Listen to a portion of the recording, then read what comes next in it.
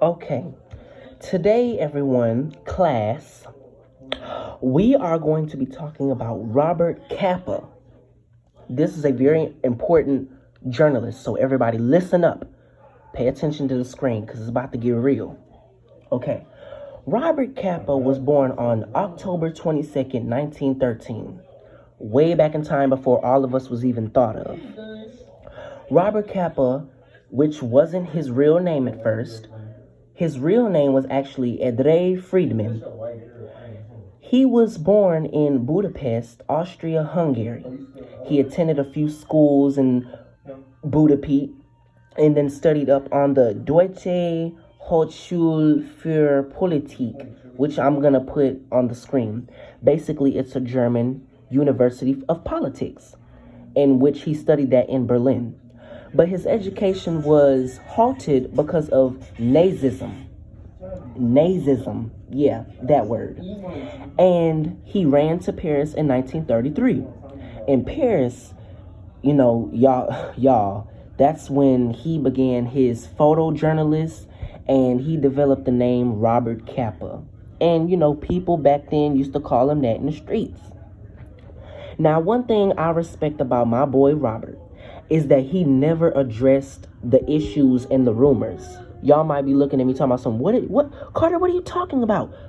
Let me tell you, back in the day, people used to pass around these rumors along the way that they thought he faked his photographs, specifically the photograph of the falling soldier. They thought it was staged and it wasn't real. And one thing I respect about Kappa, my boy Robert, is that he did not waste any time ignoring all that bull crap. He said, "Oh no, I'm not finna waste all my time and energy with y'all." So yeah, he didn't care about none of that. Now, the most contribution that my friend Robert has brought to the table is that the Spanish Civil War photos. It helps so many people like me and y'all understand the true conflict of his work. It helped understand the impact that it had along, other people, including, myself. Now, I know what y'all might be thinking. What made this man so famous? Well, his photographs on the intensity and human drama of war, basically. He gained recognition of the Spanish Civil War and World War II.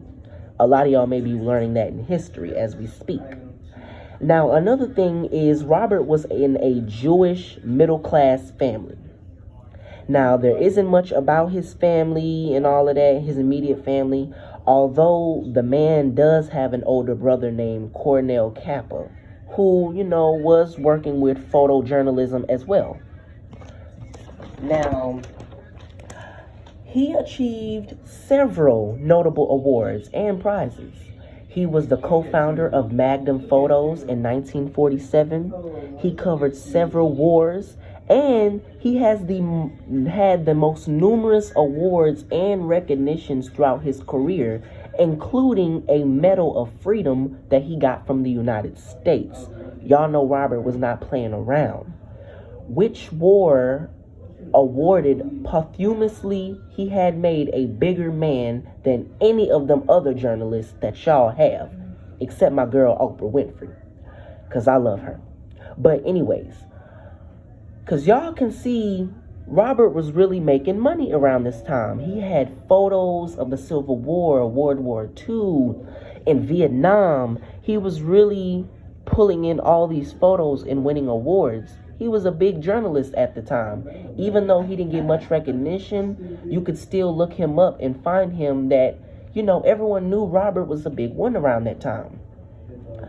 But after all this success, sadly, it had to come to an end and cut short. Because on May 25th, 1954, in Vietnam, while he was on assignment, y'all, he died at 40 years old. And guess how he died? He stepped on a landmine. Crazy. He stepped on a landmine.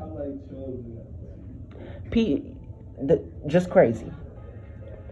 By the way, fun fact, he was a lover of Ingrid Bergeham, which was a Sweden actress, I believe. Funny. They wasn't married or dating. They were just lovers. Y'all know they was getting around town, getting down and dirty. But yeah, one thing I can say that I appreciate about Robert Capa and his work is that he was just a man doing things not for the benefit of himself, but for others. And I love people who dedicate their life to doing something not for just themselves, but to help out other people. He really got to show that. He really got to shine light on people who were in, the men and, you know, some women who were in war at the time. And it really showed the impact that, you know, society thought on war. Society thought one thing about war, and next thing you know, they turn over a different leaf because of his photos. That's what I appreciate. The end.